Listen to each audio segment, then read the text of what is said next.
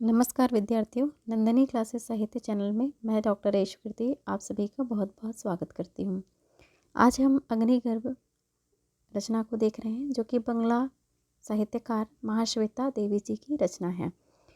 उपन्यास के तत्व के आधार पर महाश्वेता देवी उपन्यास अग्निगर्भ की समीक्षा हम करेंगे, जिसके अंतर्गत हम देखेंगे कि उपन्यास के तत्व किस प्रकार से होते हैं, वर्गीकरण एवं कथा वस्तु।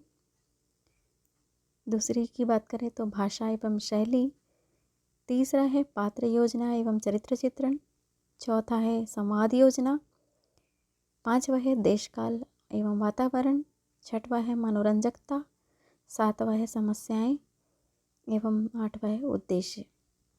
तो इस आधार पर उपन्यास के तत्व को विभाजित करते हैं। तो हम वर्गीकरण एवं कथा वस्तु को देखेंगे कि इस कथा वस्तु में क्या है। अग्निगर्भ एक सामाजिक उपन्यास है, जिसमें नक्सलवादी विद्रोह का विवरण है। लेखिका ने इसका स्थान पश्चिम बंगाल के क्षेत्रों को चुना है। वह जमींदारों के विरुद्ध विद्रोह की कहानी लेखिका के विचार को प्रस्तुत किया है।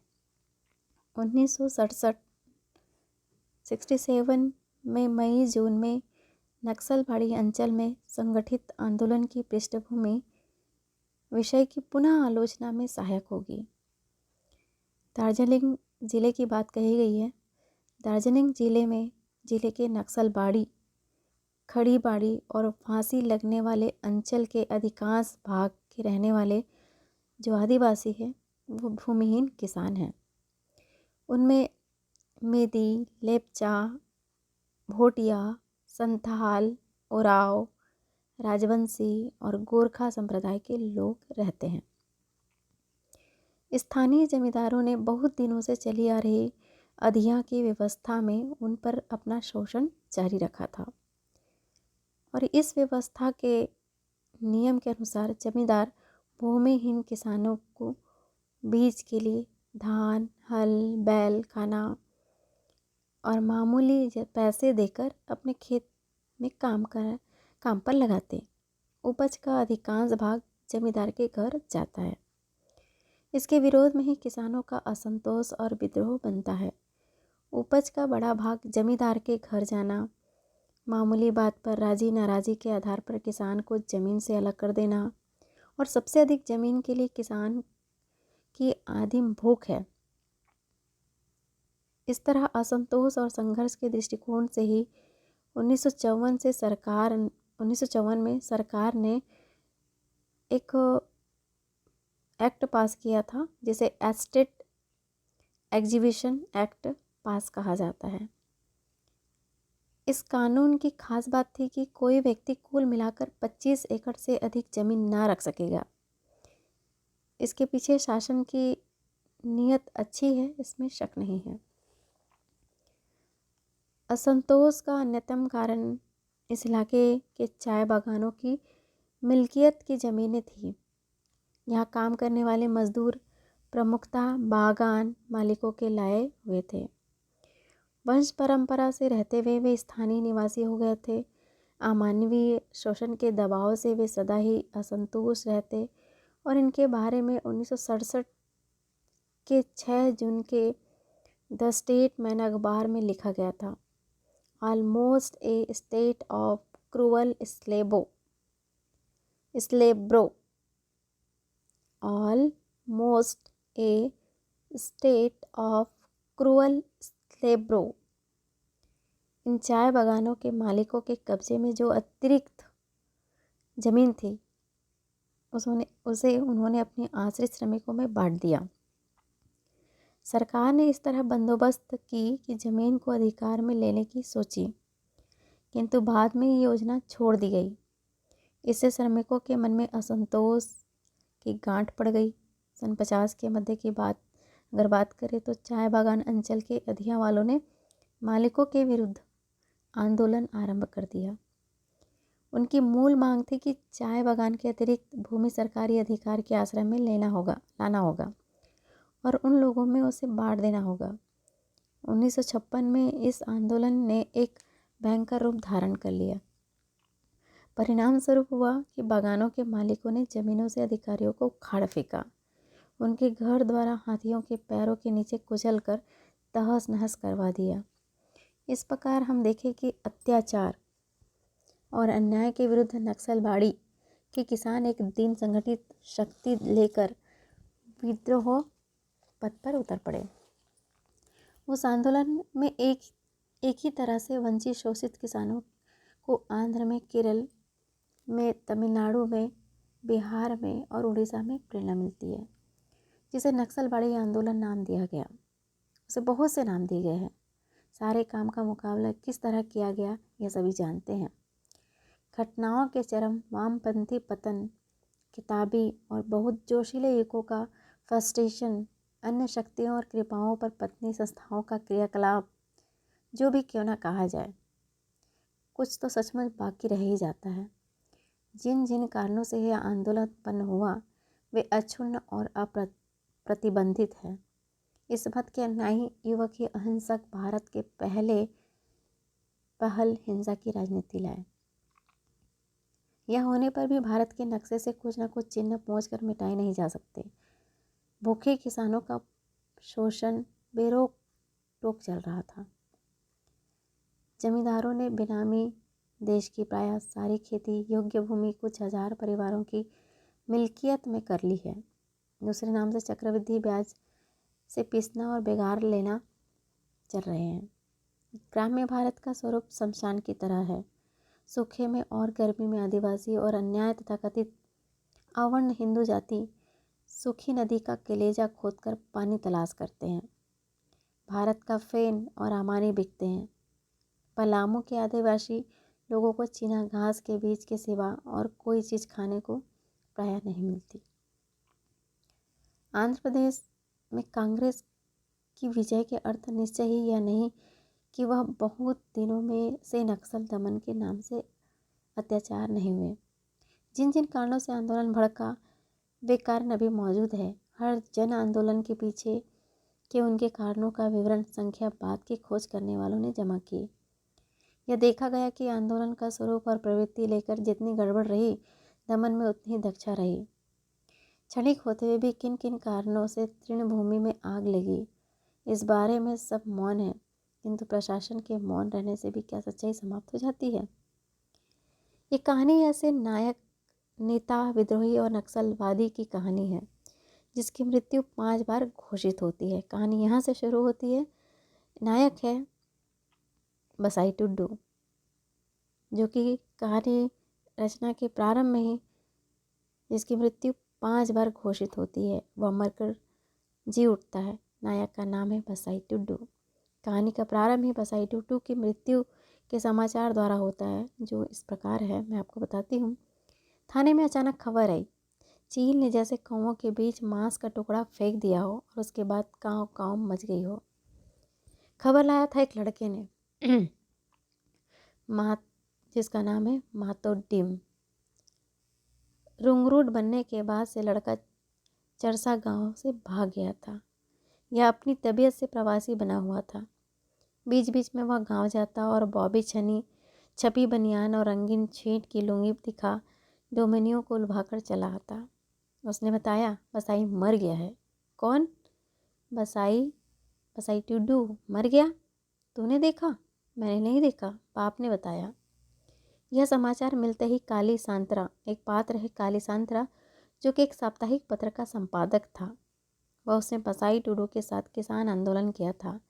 उसे बसाई टुड्डू की केशव की पहचान के लिए बुलाया जाता है। सन 1970 से 76 तक 4 बार काला संतरा को बुलाया जा चुका था। अतः बस में बैठकर मुख्यालय सदर की ओर चल दिया। यह घटना जामुला गांव की है, क्योंकि कहानी कहाँ से प्रारंभ होती है। जामुला को थानेदार ने कलकत्ते के टूक की समाचार बताया कि क्या बताया? चरसा में बसाई की मृत्यु हुई है। चरसा में बसाई की मृत्यु हुई है। जागुला में अनेक आंदोलन हुए थे।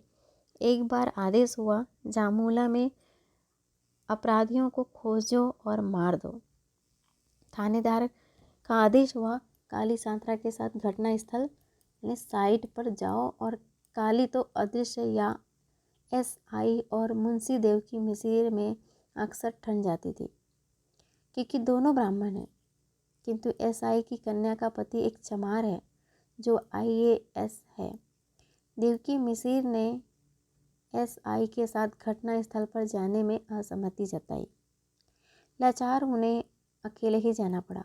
वह बड़ा निश्चिंतित था, क्योंकि बसाई अत्यंत भयानक व्यक्ति या संथालों का नेता था एवं तुरंत हत्या कर बैठता था। उसके लिए लेखक के विचार देखते हैं हम। बसाई टुड्डू मन ही मन एसआई फिर 8 रिवाइज करते रहे। मर कर भी नहीं मरता प्रशासन का बैरी। बच्चू राक्षसों की हड्डियों का बना है, नहीं तो 4 बार मरकर शनाख्त होती है। प्रशासन के खर्च से जलाया जाता है, फिर जी उठता है। यह क्या सिनेमा की संपूर्ण रामायण है कि सारा असंभव संभव हो। यह साई ने आंखें बंद की। रिपोर्ट माने अक्षर, बसाई माने बुरा सा एक जीता जागता आदमी। बसाई तुम मरो। एसआई के जाने के पश्चात देवकी मिसिर ने पता लगा कि काला सांत्रा सदर गया है। वह समझ गया है कि सांत्रा बसाई टुड्डू से मिलने गया है। सदर से 3 मील चलने पर जंगल है। देवकी ने सोचा कि सामंत को खबर दे देना ठीक रहेगा। सांत्रा सदर में उतरकर बैतुल का उरा के घर लालटेन, उरा एक पात्र है, उरा के घर लालटेन लेकर गया। बैतुल को सांत्रा ने अपनी जमीन दान दे दी थी। वह उससे अपनी बहन का विवाह करना चाहता था। जमीन दान पर उसके छोटे भाई ने दोष लगाया था। लोग सांत्रा के इस कार्य के कारण उसे पागल समझते हैं। बैतुल काली सांत्रा का मित्र था। बैतुल काली सांत्रा का मित्र था। वह रात को उसके घर पहुंचा तो उसे पता लगा कि बैतुल दुखी है। पुलिस ने उसे नक्सली समझकर अत्याचार किए हैं। उसका पुत्र बाद में नक्सली हो गया, किंतु बन गया। सांत्रा और बैतुल अंधेरे में पैदल चल पड़े। दोनों ने एक भैंसे की सहायता से चरसा नदी को पार किया। कौन सी नदी? चरसा नदी को पार किया। बैतुल ने कहा, बसाई मरा नहीं। भले तू कहता है कि वह मर गया है, वह 4 बार मरकर नहीं मरा। काली को पुरानी स्मृति हुई। बसाई टुड्डू का बड़ा सम्मान था। वे दोनों मिले, रात भर साथ रहे। बसाई ने काली सांत्रा से पूछा, संपादकीय क्या करते हो? संपादकीय क्या करते हो? नेता चुनाव क्यों नहीं लड़ा? मुझे तो लोगों ने नक्सली बना दिया है। दोनों ही सशस्त्र आंदोलन के समर्थक बन गए। बसाई का विश्वास अब भी केवल सशस्त्र संग्राम रह गया। बसाई ने कहा, अब सन 45 से किसान सभा कर रहे हैं, पर हाथ क्या लगा।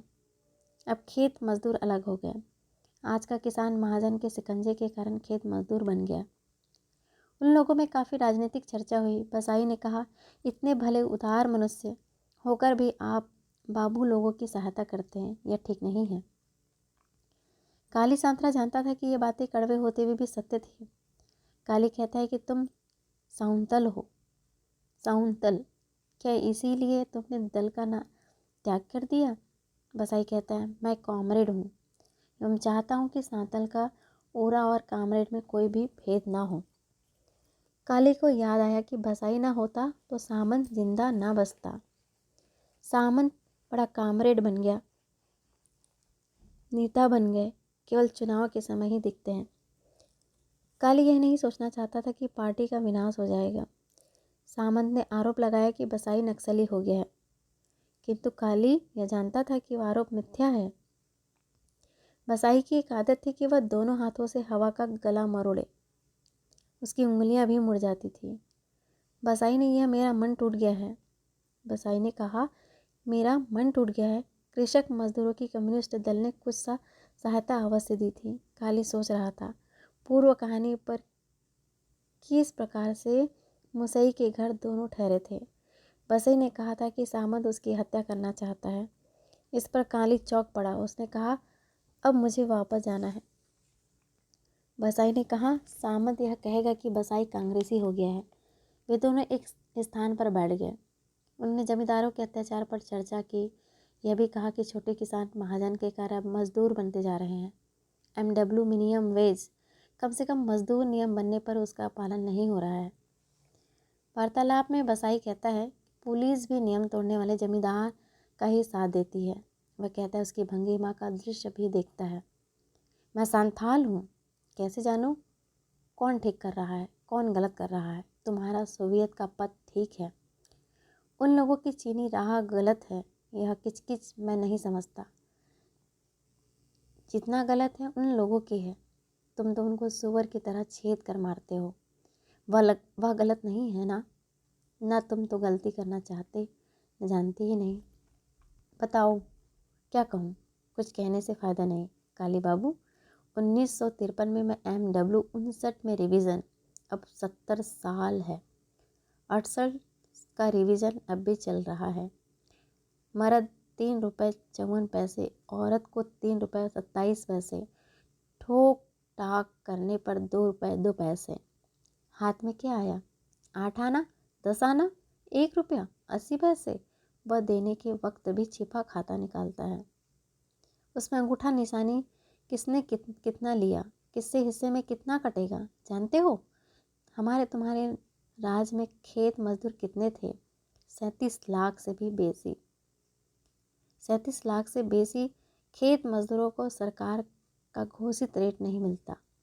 उसने कम्युनिस्ट किसान फ्रंट का कुछ आता जाता नहीं। अब 70 साल है, बसाई को गालियाँ क्यों मिल रही है। जाओ जाकर मीटिंग बुलाओ, बात चलाओ, कहो ये सब जमींदार को खेत मजदूरों MW देना पड़ेगा। अच्छे कम्युनिस्ट हो तुम लोग। इस प्रकार की बात कही जाती है। इस बात से काली सांतरा के मन में आश्चर्यजनक परिवर्तन हुआ। बसाई खफा हो गया। बात में हवा का गला मरोड़ रहा था। धूप में तेजी नहीं थी। फटे और चमकते बादलों के बीच बीच में फैली धूप थी। ठंडी हवा चल रही थी। चराचर जाग उठे थे। व्यंग्य करते हैं। हाँ, लोहा गर्म था। स्वाधीनता के बाद 24वें बरस थे। ट्राइबल वेलफेयर कमेटी के बाद कमेटी 2-4 साउंताल के अन्य आदिवासी नाम प्रशासन में है। स्वाधीनता के विशाल महान कीर्ति है। इस प्रकार की बात यहाँ पे रचना में मिलती है। तो हमने देखा इस भेंट के समय में जब बसाई के चेहरे पर हेडलाइट का प्रकाश डालकर बसाई 1970 में काली सांतरा जो है 1977 के बरसात की रात में चरसा के जंगल में लौट आया। बैतुल ने झपट कर उसका हाथ पकड़ लिया। क्या है काली, क्या है, काली ने कहना चाहा। बैतुल ने उसके मुंह पर हाथ रख दिया। दोनों खड़े रहे। दबी हुई मस मस आवाज़ आ रही थी। पेंसिल टॉर्च का पतला तीर अंधेरे को चीर रहा था।